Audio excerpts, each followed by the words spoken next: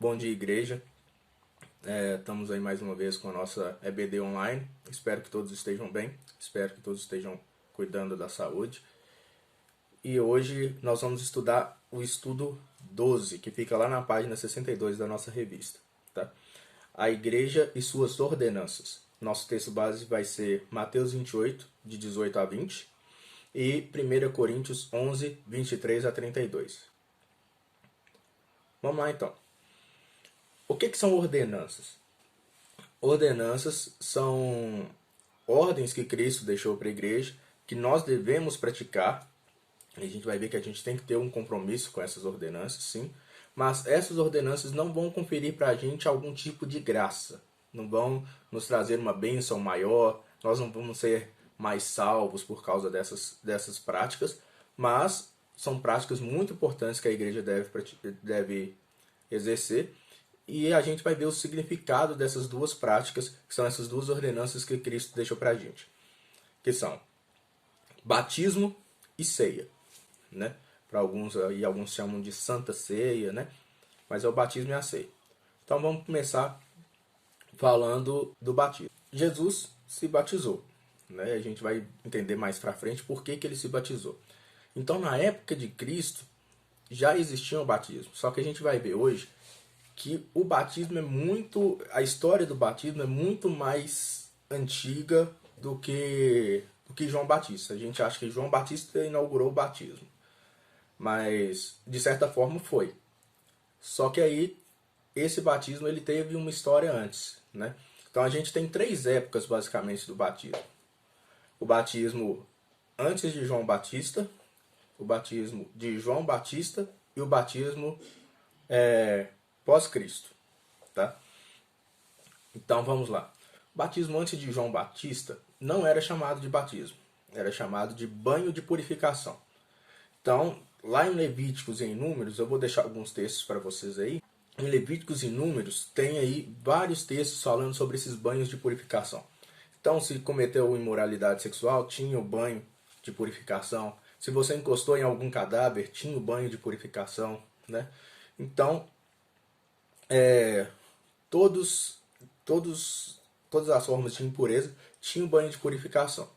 Uma outra coisa interessante que envolvia esse banho de purificação era que aquelas pessoas que não eram judias e queriam se converter ao judaísmo precisavam, além da circuncisão, né, no caso dos homens, precisava também fazer esse banho de purificação, que significava que representava que eles estavam se purificando de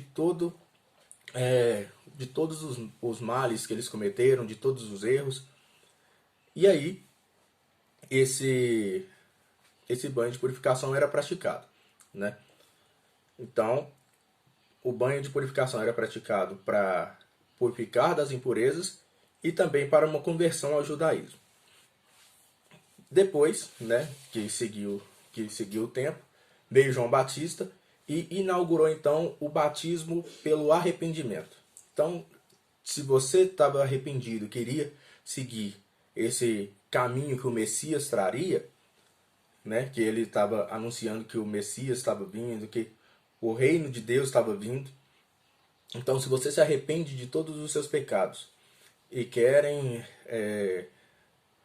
se entregar a esse Messias, se querem seguir o caminho que esse Messias vai mostrar, vocês devem se arrepender.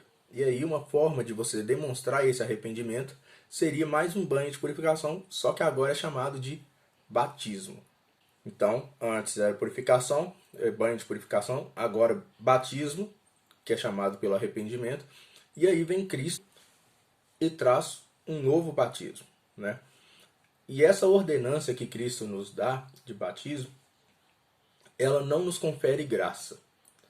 Ela é um simbolismo de uma graça que já aconteceu.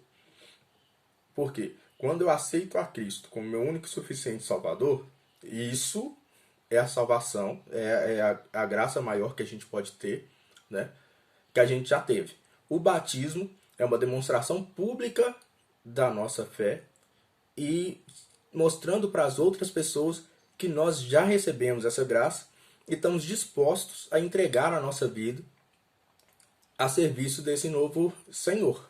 Então, outro simbolismo que veio aí depois da morte de Cristo é essa questão de morrer com Cristo e ressuscitar com Cristo. Morrer para o mundo e viver para Deus. Então aí cabe uma reflexão.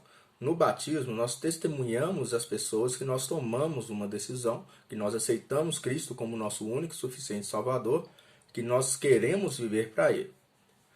Esse testemunho que você deu no batismo, ele permanece até hoje? Você continua dando esse testemunho que você agora pertence ao novo Senhor, que você morreu para o mundo e está vivo para Deus? Então a gente tem que tomar esse cuidado de não ser só uma prática vazia. Aí a gente vai entrar numa outra discussão aqui agora. Qual que é o batismo correto? É o batismo por imersão, o batismo por aspersão, que é só jogando água na cabeça? Vamos lá. Os primeiros tipos de batismo, né, eram por imersão. Né? Eles não iam para um rio para jogar água na cabeça. Né? Então, os primeiros tipos de batismo eram por aspersão. Até mesmo porque eles tinham como base os banhos de purificação. E os banhos de purificação deveriam ser feitos por imersão, em água corrente ou em algum tipo de água natural. Tá? Então, como que modificou aí até chegar na aspersão? Tem um livro que chama Didaquê, que ele foi escrito entre 60 e 90 anos depois de Cristo. Que ele vem para tentar estabelecer algumas regras, né? Formalizar algumas liturgias. E aí, no capítulo 7 desse livro de Didaquê, fala assim, ó. Quanto ao batismo, faça assim. Depois de dita todas as coisas, batize em água corrente, em nome do Pai, do Filho e do Espírito Santo. Se você não tiver água corrente, batize com outra água. Se não puder batizar com água fria, faça com água quente. Na falta de uma ou outra, derrame água 3 vezes sobre a cabeça em nome do Pai, do Filho e do Espírito Santo. Por isso que chegou na aspersão. Então, era uma regra, tipo, se você não tem água corrente, você não vai deixar de batizar porque não tem água corrente, né? Você vai procurar alguma outra fonte de água. Se você não tem outra fonte de água por perto, não vai deixar de batizar por isso. Derrama água na cabeça. Foi tipo isso, né? Então, por isso que a gente tem todas essas formas de batismo hoje. E hoje a gente tem essa questão de ficar brigando, né? Ah, qual que é a certa, qual que é a errada. E, na verdade, não tem nada disso. É uma questão de opções. Né? Se você não tem isso, você não vai deixar de fazer isso por causa disso. Você pode seguir esse outro caminho. Nós acreditamos, nós fazemos por imersão, porque nós acreditamos que essa foi a maneira ensinada por Cristo, a maneira que Cristo foi batizado, essas questões todas. E hoje nós podemos ter um tanque de imersão na nossa igreja, então nós preferimos fazer assim. Tá? E aí a gente vai para a segunda ordenança, que é a ceia. Bom, todos nós sabemos então do significado dos elementos da ceia, né? Que o pão representa o corpo, o cálice, o vinho ou o suco de uva representa o sangue de Cristo, mas hoje nós temos essa ideia de que é uma coisa simbólica, damos importância para isso porque hoje nós temos uma visão, como o pastor sempre gosta de dizer, nós temos uma visão mais avançada da história do que naquela época. Então a gente está vendo de frente para trás, de trás para frente, enquanto eles estão vendo no sentido normal da história, né? Então nós temos uma visão mais ampla do que aconteceu. Mas na época eles não tinham essa visão. E aí eles tiveram um peso muito maior quando Cristo revelou o significado dos elementos da ceia. Por quê? Vamos lá então em Gênesis 2,16. A gente vai ver que o primeiro tipo de alimento que Deus ofereceu ao ser humano foram vegetais. Né? Lá em Gênesis 2,16 ele fala: E ordenou o Senhor Deus ao homem, dizendo: De toda árvore do jardim comerás, livremente. Né? Então, o primeiro alimento que Deus deu ao homem foram os vegetais. Ele não falou que não poderia comer os animais. Não falou isso. Só que ele falou que o alimento deles, eles poderiam comer de todas as árvores que tinham no jardim. E aí, ele deu a ordem clara de que podem se comer animais depois do dilúvio, lá em Gênesis 9. Tudo quanto se move, que é vivente, será para o vosso mantimento. Tudo vos tenho dado como a erva verde. Então, ó, tudo que se move e que tem vida, vocês podem se alimentar. Agora eu estou dando tudo para vocês como o que era vegetal. Agora vocês podem comer tudo, igual como vocês comiam vegetais, tá? A carne, porém, com sua vida, isto é, com seu sangue, não comereis. Então, o que era considerado a vida, então, da carne? O sangue. Então, eles poderiam comer a carne, mas não poderiam comer o sangue, porque o sangue representava a vida, né? E só Deus pode dar essa vida e só Deus pode tomar essa vida. Então não cabe ao homem se alimentar dessa vida que só Deus pode dar. E aí, quando chega lá, quando Cristo vai anunciar o significado da ceia, eles têm essa coisa na cabeça de que o sangue é vida. Então, eu não posso comer sangue de forma alguma, porque Deus proibiu. E aí, Cristo chega e fala: vocês vão comer a minha carne e beber o meu sangue. Qual que é a importância disso agora? Porque bebendo o sangue de Cristo, a gente vai ter então a vida de Cristo em nós. E olha para você ver que bacana é a gente saber disso agora. Mas na época o povo ficou totalmente assustado, né? Mas hoje a gente sabe então que o significado, mais um significado da ceia, é que, lógico que simbolicamente, quando a gente bebe o sangue de Cristo, que é lógico, é simbólico, vou reforçar isso o tempo todo. Quando a gente bebe esse sangue simbólico, simbolicamente a gente está falando para Cristo: eu aceito a vida do Senhor em mim. Então, eu já não tenho mais vida própria, eu já não tenho mais a minha vida em mim. A vida que está em mim agora é a vida de Cristo. Mais uma coisa que reforça a questão do batismo, que a gente morreu para o mundo e agora a gente vive para Cristo. Então, porque agora a vida de Cristo está em nós, né? E aí, além desse significado, agora, a gente vai ver todos os outros significados que estão na revista também. Primeira coisa, a ceia é uma expressão de obediência, tá? Todos os verbos que, quando Jesus vai falar sobre a ceia, todos os verbos estão num tempo verbal numa forma verbal que a gente chama de imperativo. Imperativo é todo aquele verbo que dá uma ordem, tá? Então, tá lá: tomai, comei, fazer isto, examine-se, coma e beba. Então, todos estão dando uma ordem. Nós fazermos isso, nós estamos, então, cumprindo essa ordem. Então, o primeiro significado da ceia aí é obediência. A gente está cumprindo uma ordem que Cristo nos deu. O outro significado, então, da ceia é que a ceia também é uma expressão de comunhão. Então, quando Cristo vai pegar a ceia, ele pega o pão e ele reparte o pão entre as pessoas. Então, é uma ideia de comunhão. E isso é totalmente contrário ao que aconteceu lá em Coríntios, né? Que as pessoas não dividiam as coisas. Então, apesar de a gente falar que as ordenanças não nos trazem graça, não nos trazem nenhuma bênção especial, é interessante a gente ver que os elementos em si próprios, os atos por si próprios, não nos trazem bênção. Mas o significado que eles têm, sim, nos trazem.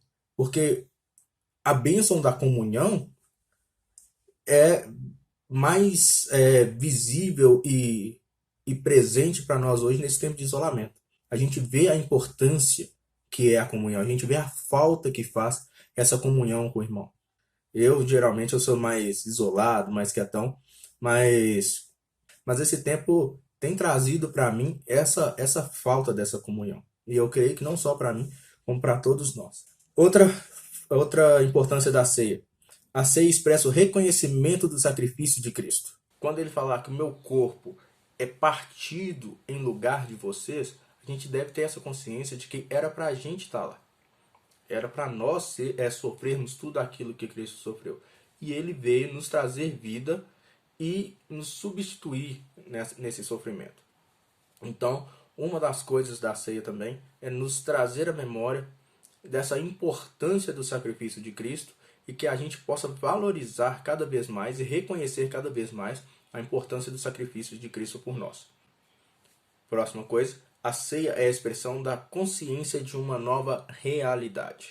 Quando Cristo fala, este cálice é o novo testamento no meu sangue, um novo pacto firmado é estabelecido. Então, eles têm que ter essa consciência agora, que depois que Cristo falou que esse agora é um novo testamento, é uma nova aliança, a partir de agora as coisas vão ser diferentes. A partir de agora eu vou ter que esquecer esses velhos hábitos, esquecer tudo que eu fazia até agora e me focar agora nesse novo pacto que eu tenho com Cristo. A mesma coisa serve para a gente. Quando a gente toma a ceia, também vai nos trazer a memória que a partir da hora que eu aceitei Cristo como meu único e suficiente Salvador, eu tenho um compromisso com Ele. Então, eu tenho essa nova aliança. Então, eu tenho que ter uma nova vida. Eu sou uma nova criatura. Então, as coisas velhas que eu fazia já não fazem mais parte da minha história. Então, toda vez que eu tomo a ceia, eu também preciso me lembrar disso. Nós falamos até agora todas as vezes que a ceia nos traz a memória. Então, mais um importante significado da ceia é que ela é um memorial. E esse é o significado que todos nós conhecemos. Né? Toda profissão de fé, na minha mesmo, quando fala assim, o que significa a ceia? Primeira coisa, a ceia é uma ordenança, a ceia é um memorial. Então, todos nós sabemos que a ceia é esse memorial. Mas lembra de quê? Bom, no Antigo Testamento a gente vê que todos os sacrifícios traziam traziam à memória da pessoa todos os pecados que ela tinha cometido. Então, eu estou sacrificando isso porque eu fiz isso. A ceia nos lembra do sacrifício de Cristo e não nos lembra só dos nossos pecados, ele nos lembra principalmente do sacrifício e de toda a graça que a gente tem por causa desse sacrifício. Então, a ceia nos lembra do sacrifício de Cristo e da salvação que ele nos trouxe através desse sacrifício. Então, é um momento de, sim, nos entristecermos na morte de Cristo, mas nos alegrarmos porque essa morte nos trouxe vida, ele ressuscitou e agora a gente tem que esperar que ele volte. E aí entra no próximo tópico. A ceia é um momento de reafirmação da volta de Cristo. Então, lá no versículo 26, lá do texto que a gente está lendo de Coríntios, que a gente está estudando de Coríntios, da ceia, ele fala lá, até que ele venha. Então, não é só lembrar da morte de Cristo e de todas as bênçãos que ele nos trouxe. A gente também tem que reafirmar que nós estamos aguardando o retorno dele. Próximo ponto. A ceia é um momento de autoexame. Então, ele nos fala que nós devemos nos examinar, pedir perdão pelos pecados que a gente tenha cometido. E se a gente vê que a gente está digno, então a gente participa da ceia. Então, aquele que come e bebe indignamente, ele come e bebe para a própria morte, né? Mas o que nos torna indignos? Vamos ver dois pecados, tá? Dois pecados aqui que nos tornam indignos. Primeiro, desobediência. E o que nos torna desobediente? Quando nós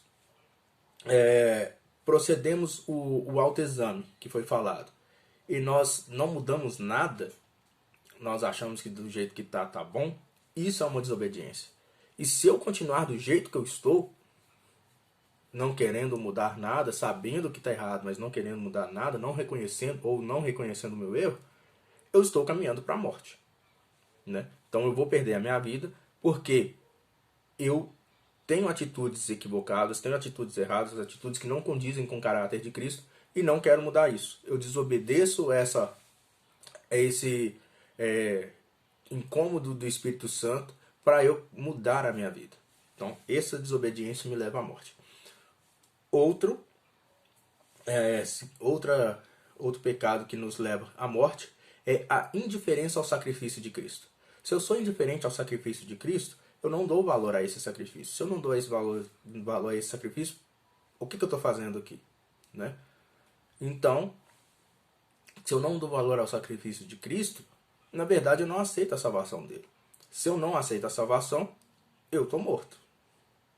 Eu estou condenado à morte. Né? Porque se eu não assumo que a vida de Cristo está em mim, eu não tenho vida em mim mesmo, mesmo fora de Cristo. Então, se eu não assumo a vida de Cristo em mim, eu estou caminhando para o túmulo.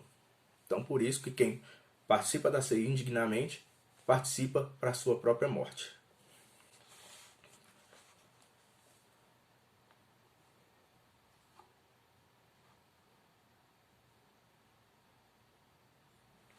Então, uma outra reflexão que a gente tem que ter é que a ceia, então, ela nos leva a essa ideia de ter o coração aberto para mudanças. Esse autoexame que eu vou fazer antes de participar da ceia é o estopim para a mudança. Então, eu faço o autoexame, vejo que não tem alguma coisa certa, eu vou caminhar para consertar essa coisa, para mim ter uma vida de excelência com Cristo. E para finalizar, por que na nossa igreja nós fazemos da seguinte forma? Quem que está apto a participar da ceia? Todo cristão que crê que Cristo é seu único e suficiente Salvador e que está bem com a sua igreja. Por que dessa forma? Porque a ceia não é um lembrete de comunhão. Como alguém que não tem comunhão vai participar da ceia?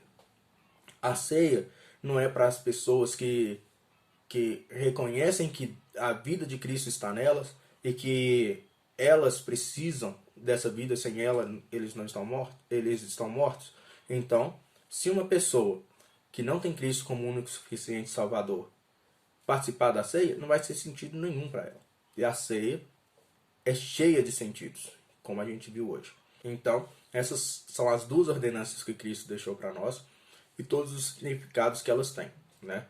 Dentre eles, o que eu posso reforçar? Que Cristo se sacrificou por nós, nos deu a sua vida, ressuscitou e vai retornar, e isso a gente lembra tudo na ceia, né? E que nós devemos morrer para o mundo e aceitar esse sacrifício que Cristo fez com a gente e receber essa vida que só Ele pode nos dar, através do batismo. Então a gente vive uma nova vida para Cristo, a partir daí. E só lembrando que nenhuma das duas ordenanças nos trazem uma bênção especial. A gente participa delas, a gente cumpre essas ordenanças, porque nós já recebemos essas bênçãos. Amém? Que Deus nos abençoe, que nós possamos ter uma excelente semana, em nome de Jesus.